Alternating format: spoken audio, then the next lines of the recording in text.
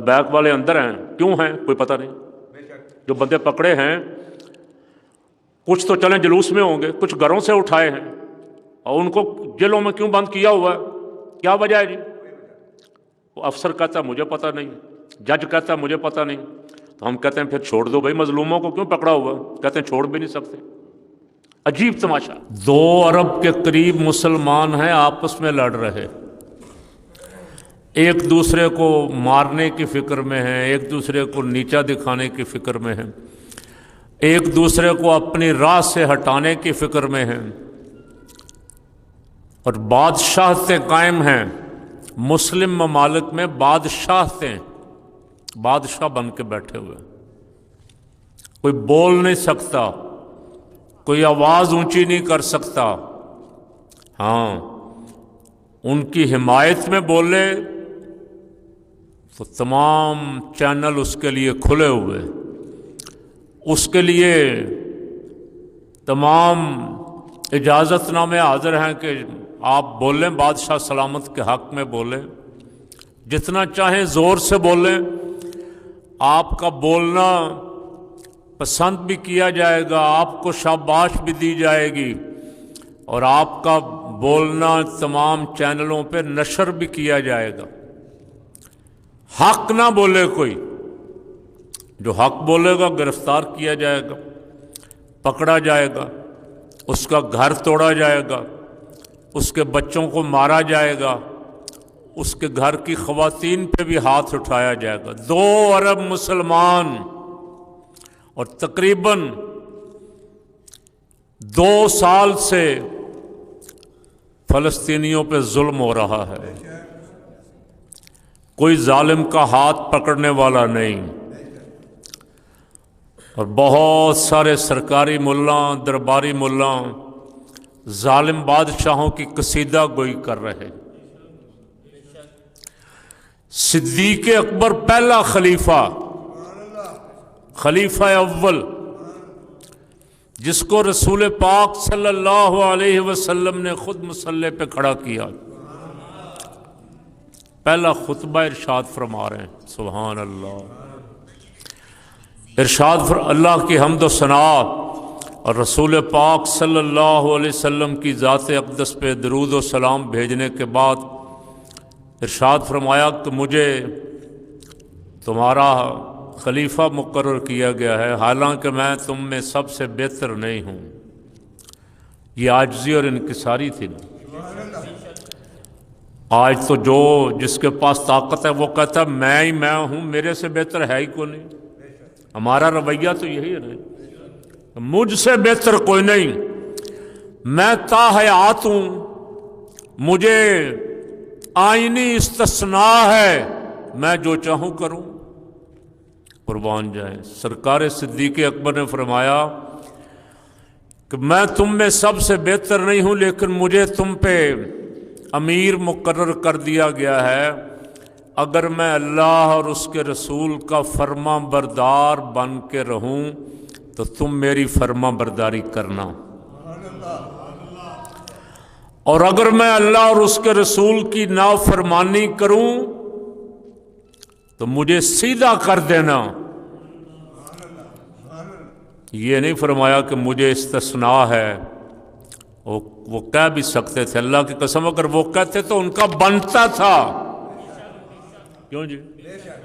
ان کو تو حضور نے فرمایا ابو بکر فی الجنہ، ایک دفعہ نہیں 12 دفعہ فرمایا. کہہ دیتے کہ بھائی مجھے استثناء ہے، میں اللہ رسول کا فرما بردار ہوں، میری زندگی پہ تم سب گواہ ہو، مجھے کوئی سوال نہ کرنا، مجھے کوئی ٹوکنا نہ، مجھے کوئی روکنا نہ. قربان جائیں. یہ نہیں فرمایا. فرمایا اگر میں ٹیڑھا ہو جاؤں تو مجھے سیدھا کر دو، اگر میں کوئی نافرمانی والا کام کروں تو مجھے سیدھا کر دو، غار میں بھی مزار میں بھی. تو اس سے بڑا استثناء اور کس کو مل سکتا تھا؟ وہ اگر چاہتے بھائی مجھے تو اللہ نے اتنی عزتوں سے نوازا، اتنی عظمتوں سے نوازا، کوئی سوال نہ کرے مجھ سے، میں جو چاہوں کروں. یہ کہا کیوں جی؟ تو ان کے بعد ان جتنا کوئی بڑا آدمی ہے جو یہ کہہ سکے؟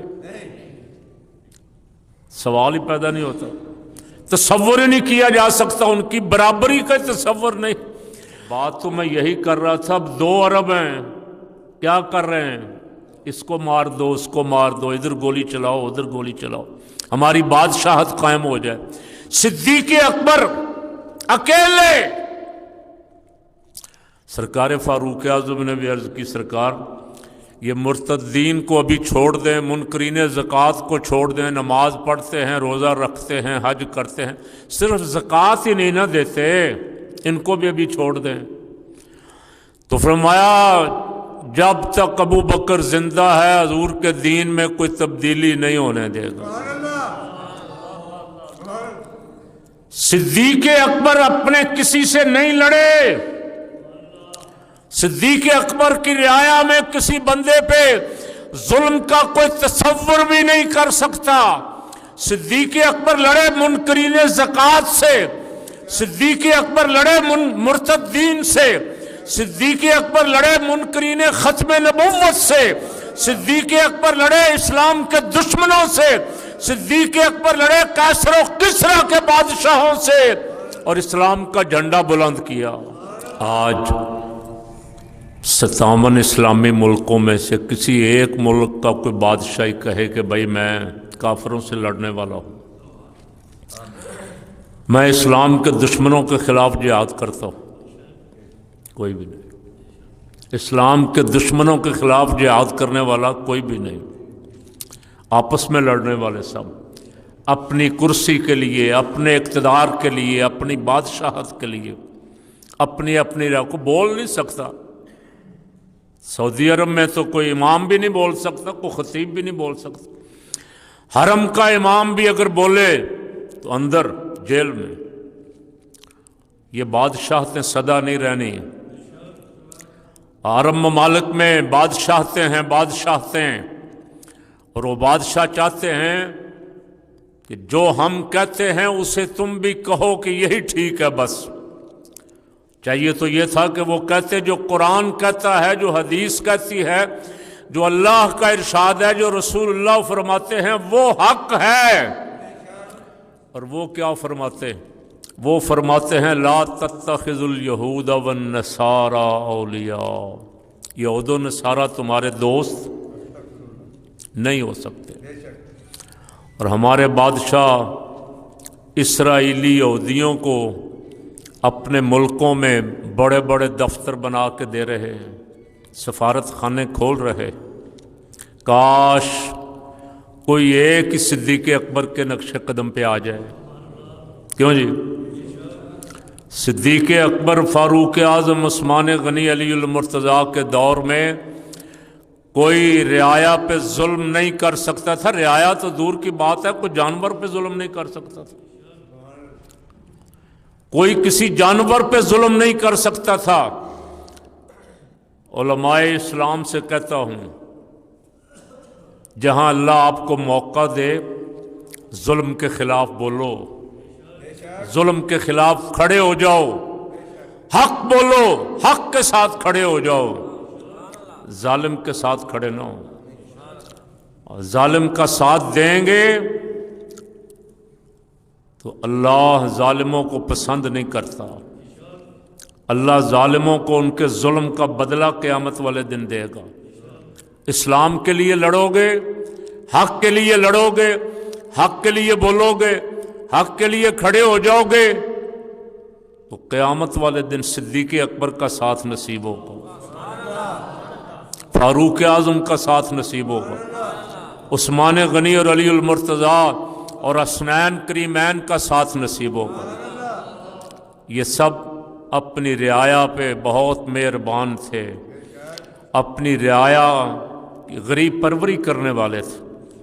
ان کے دور میں کوئی بندہ ظلم کا تصور بھی نہیں کر سکتا تھا۔ جو میری گفتگو بعد میں سوشل میڈیا پہ بھی سنو، ان سے بھی کہتا ہوں وہ اگر اللہ نے ان کو اختیار دیا ہے، کوئی سپاہی ہے، کوئی فوجی ہے، کوئی کسی محکمے میں ہے، تو اپنے کسی ماتحت پہ ظلم مت کرو۔ حضور نے فرمایا میری امت پہ سب سے زیادہ، میری امت میں سے میری امت پہ سب سے زیادہ رحم کرنے والا ابو بکر ہے۔ ایک عام خاتون فاروق اعظم عثمان غنی علی، ایک عام آدمی، فقیر، کوئی درویش، کوئی محتاج بھی جا کے ان کا دروازہ کھٹکھٹا سکتا تھا اور اپنا حق مانگ سکتا تھا، آج نہیں مانگ سکتا۔ آج تو عدالت ہی نہیں سنتی، لبیک والے اندر ہیں، کیوں ہیں کوئی پتہ نہیں۔ جو بندے پکڑے ہیں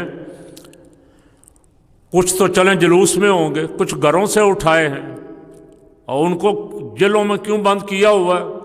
کیا وجہ ہے جی؟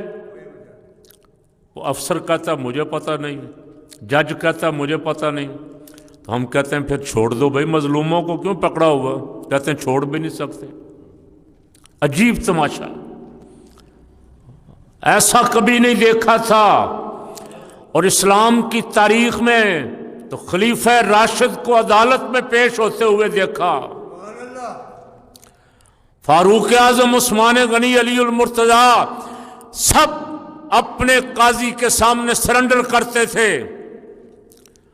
آج تو جج بیچارہ خود محکوم ہے، جج خود کہہ رہے ہیں کہ ہمارے کمروں میں خفیہ کیمرے لگے، ہمارے غسل خانوں میں خفیہ کیمرے لگے ہوئے ہیں، انصاف کیا دیں گے بیچارے؟ تو سرکار صدیق اکبر رضی اللہ تعالیٰ عنہ پہلے خلیفہ ہیں، انہوں نے مثال سیٹ کی کہ حضور کی امت پہ حکمرانی کیسے کرنی ہے۔ یہ باتیں اس لیے کر رہا، مجھے آپ کو، خلیفہ وقت کو، کسی پرائم منسٹر کو، جنرل کو، کسی گورنر کو، وزیر اعلیٰ کو جب یہ دیکھنا ہے کہ میں مسلمان ملک میں کسی صوبے کا سربراہ ہوں یا ملک کا سربراہ ہوں، کیسے حکومت کروں، تو اسے سب سے پہلے صدیق اکبر کی سیرت دیکھنی ہوگی، فاروق اعظم کی سیرت دیکھنی ہوگی رضی اللہ تعالیٰ عنہ۔ اللہ پاک ان کی قبروں پہ کروڑوں رحمتیں نازل فرمائے۔